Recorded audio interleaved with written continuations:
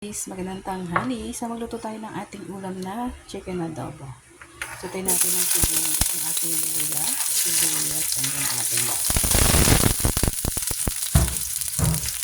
So, pagsabi-sabihin natin yung guys.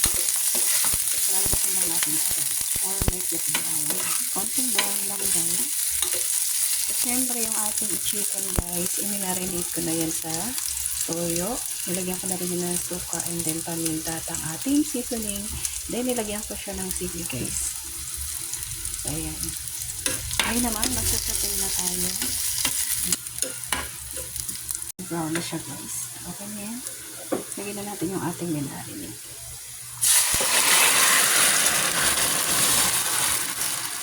So guys, hindi muna natin yan na over muna natin para maluto yung ating suka.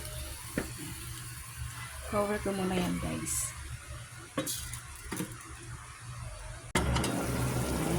Diba? Lusot-lusot muna natin.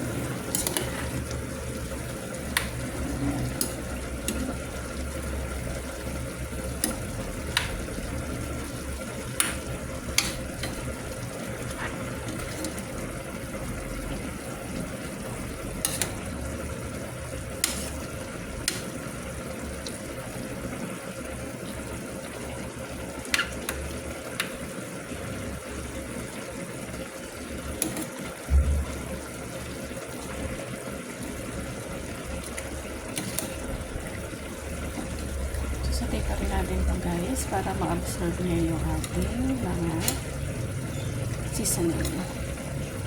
Dito muna natin yung lalagyan ng water. So, kaya muna natin siyang maluto ulit guys.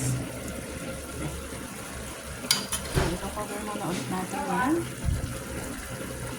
Suotin na ulit natin guys.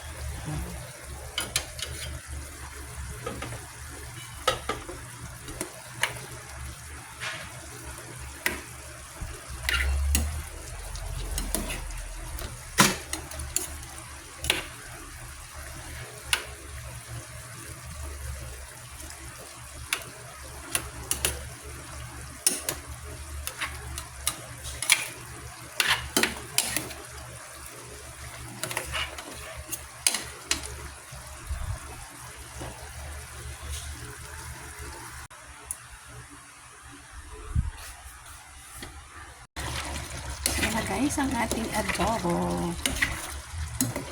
It's so yummy. So, kaya pa natin ng konting sabaw. Pero parang sa akin okay na to. Para hindi naman siya yung tuyo guys. So, diba? Kaya mali ang ating adobo guys. So, we will eat na.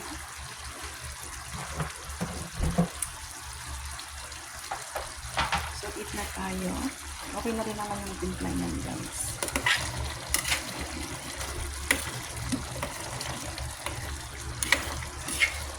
Ano kung luto siya? Dapat kasi talagang niluluto natin yung ating mga karne. Kahit anong karne yan guys. Kahit mapa-pork, kahit mapa-chicken yan. Dapat lutong-luto siya kasi dyan daw nakukuha yung bagong manumayan. Virus. So, kailangan natin lutuin para rin naman sa ating kalusugan guys. Kaya, lutuin natin mabuti bago naman mahuli ang lahat guys.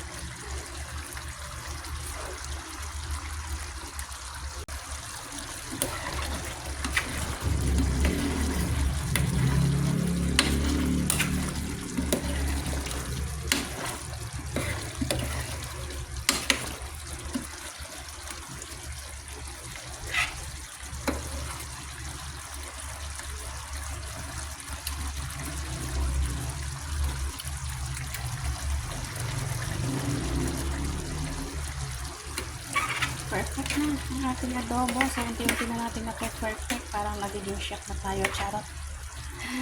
Parang nagiging chef na tayo guys. Kasi nag-perfect na natin yung ating adobo. So, ang ating favorite. Favorite guys. So, yun guys. Thank you for watching. So, kain na tayo ng lunch. So, yun guys ang ating naloto. Bye guys!